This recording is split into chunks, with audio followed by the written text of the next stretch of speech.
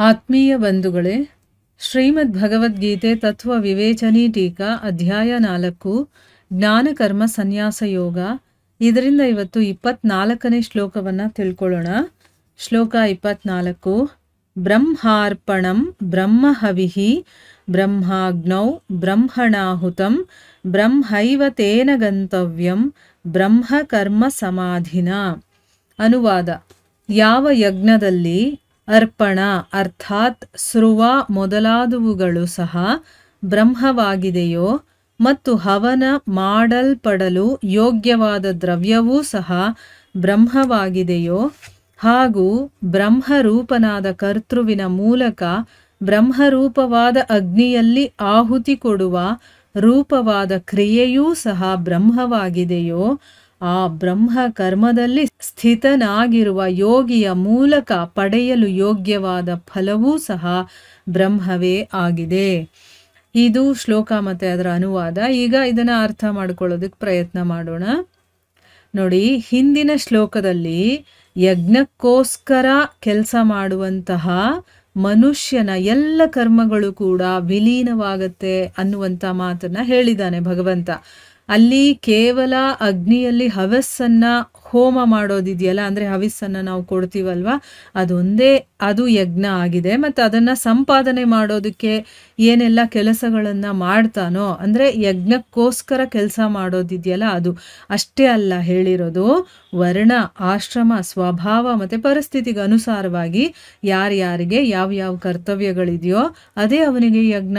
ಮತ್ತು ಅದನ್ನು ಪಾಲಿಸೋದಕ್ಕೋಸ್ಕರ ಅವಶ್ಯಕವಾದಂತಹ ಕ್ರಿಯೆಗಳನ್ನು ನಿಸ್ವಾರ್ಥ ಬುದ್ಧಿಯಿಂದ, ಯಾವುದೇ ಸ್ವಾರ್ಥ ಇಲ್ಲದೆ ಲೋಕ ಸಂಗ್ರಹಕ್ಕೋಸ್ಕರ ಮಾಡೋದಿದೆಯಲ್ಲ, ಅದನ್ನು ಯಜ್ಞಕ್ಕೋಸ್ಕರ ಕರ್ಮ ಮಾಡೋದು ಅಂತ ಹೇಳಿದ್ರು.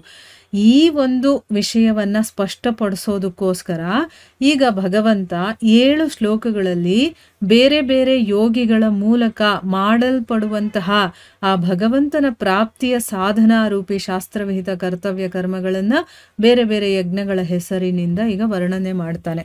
ಈಗ ಆ ವಿಷಯ ಏನೋ ಹೇಳ್ದ, ಆದರೆ ಅದನ್ನು ಪ್ರಾಕ್ಟಿಕಲ್ ಆಗಿ ಮಾಡಿದಾರಲ್ವ, ಹೇಗೆ ಮಾಡಬೇಕು, ಏನು, ಯಾರ್ಯಾರು ಹೇಗೆಲ್ಲ ಮಾಡ್ತಾರೆ, ಬೇರೆ ಬೇರೆ ಯಜ್ಞಗಳ ಹೆಸರುಗಳೇನು, ಯಾವ ರೀತಿ ಅದನ್ನು ಮಾಡೋದು, ಈಗ ನಮ್ಮ ಕರ್ತವ್ಯಗಳು ನಾವು ಅದನ್ನು ಮಾಡ್ತಾ ಹೋಗ್ತೀವಿ. ಆದರೆ ಅದನ್ನು ತಿಳ್ಕೊಬೇಕಾದ್ರೆ ನಮಗೆ ಎಲ್ಲರ ಬಗ್ಗೆ ತಿಳ್ಕೊಂಡಾಗ ಯಾವ್ಯಾವ ರೀತಿ ಕೆಲಸ ಮಾಡ್ತಾರೆ ಅಂತ ನಮ್ಗೆ ಇನ್ನೂ ಸ್ಪಷ್ಟವಾಗಿ ಅರ್ಥ ಆಗುತ್ತಲ್ಲ. ಅದಕ್ಕೋಸ್ಕರ ಈಗ ಬೇರೆ ಬೇರೆ ಯೋಗಿಗಳು ಅದನ್ನು ಹೇಗೆ ಮಾಡ್ತಾರೆ, ಶಾಸ್ತ್ರದಲ್ಲಿ ವಿಹಿತವಾಗಿರುವಂಥ ಕರ್ತವ್ಯ ಕರ್ಮಗಳನ್ನು ಯಾವ ಯಾವ ಹೆಸರಲ್ಲಿ, ಯಾವ ಯಜ್ಞದ ಹೆಸರಲ್ಲಿ ಕರೆದಿದ್ದಾರೆ, ಹೇಗೆ ಮಾಡ್ತಾರೆ, ಅದನ್ನೆಲ್ಲ ಈಗ ಮುಂದಿನ 7 ಶ್ಲೋಕಗಳಲ್ಲಿ ವರ್ಣನೆ ಮಾಡ್ತಾನೆ. ಈಗ ಈ ಶ್ಲೋಕದಲ್ಲಿ ಏನು ಹೇಳ್ತಾ ಇದ್ದಾನೆ, ಯಾವ ಯಜ್ಞದಲ್ಲಿ ಅರ್ಪಣೆ ಅಂದರೆ ಏನಾದರೂ ಒಂದು ಅರ್ಪಣೆ ಮಾಡ್ತೀವಿ, ಅಥವಾ ಯಾವುದಾದ್ರೂ ಒಂದು ದ್ರವ್ಯಗಳನ್ನು ಸ್ರುವ ಅಂತ ಕರೀತಾರೆ, ಅದನ್ನೆಲ್ಲ ನಾವು ಅರ್ಪಣೆ ಮಾಡ್ತೀವೋ ಅದು ಕೂಡ ಬ್ರಹ್ಮವಾಗಿದೆಯೋ, ಮತ್ತೆ ಹವನ ಮಾಡೋದಕ್ಕೆ ಯೋಗ್ಯವಾದಂತಹ ದ್ರವ್ಯಗಳಿದೆಯಲ್ಲ, ಅದಕ್ಕೆ ಯೂಸ್ ಮಾಡುವಂಥ ವಸ್ತುಗಳಿದೆಯಲ್ಲ, ಅದು ಕೂಡ ಬ್ರಹ್ಮವಾಗಿದೆಯೋ. ಈಗ ಹೋಮಕ್ಕೆ ನಾವು ಹವನ ಮಾಡೋದಿದೆಯಲ್ಲ, ಅಂದರೆ ಅದಕ್ಕೆ ಅರ್ಪಿಸೋದು, ಅದು ಬೇರೆ ಆಯಿತು.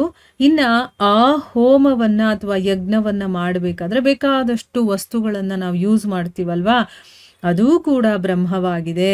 ಮತ್ತು ಕರ್ತೃ ಯಾರದನ್ನು ಮಾಡ್ತಾನೋ ಅವನೂ ಕೂಡ ಬ್ರಹ್ಮರೂಪನೇ ಆಗಿರ್ತಾನೆ. ಆ ಬ್ರಹ್ಮರೂಪನಾದ ಕರ್ತೃವಿನ ಮೂಲಕ ಬ್ರಹ್ಮರೂಪವಾದಂತಹ ಅಗ್ನಿಯಲ್ಲಿ ಆಹುತಿಯನ್ನು ಕೊಡುವಂಥ ಒಂದು ಕ್ರಿಯೆ ನಡೆಯುತ್ತಲ್ಲ, ಅದೂ ಕೂಡ ಬ್ರಹ್ಮವಾಗಿದೆಯೋ. ನೋಡಿ, ಇಲ್ಲಿ ಎಲ್ಲವೂ ಬ್ರಹ್ಮ. ನಾನು ಮಾಡುವಂತಹ ಯಜ್ಞ ಅದು ಕೂಡ ಬ್ರಹ್ಮ, ಅದರಲ್ಲಿ ನಾನು ಆಹುತಿ ಕೊಡ್ತೀನಲ್ವಾ, ಅದು ಕೂಡ ಬ್ರಹ್ಮ. ಆಮೇಲೆ ಆ ಯಜ್ಞ ಮಾಡೋದಕ್ಕೆ ಉಪಯೋಗ ಮಾಡುವಂತಹ ಪರಿಕರಗಳಿರುತ್ತಲ್ಲ, ಅದು ಕೂಡ ಬ್ರಹ್ಮ. ಯಾರು ಅದನ್ನು ಮಾಡ್ತಾ ಇದ್ದಾನೋ ಅವನು ಕೂಡ ಬ್ರಹ್ಮ.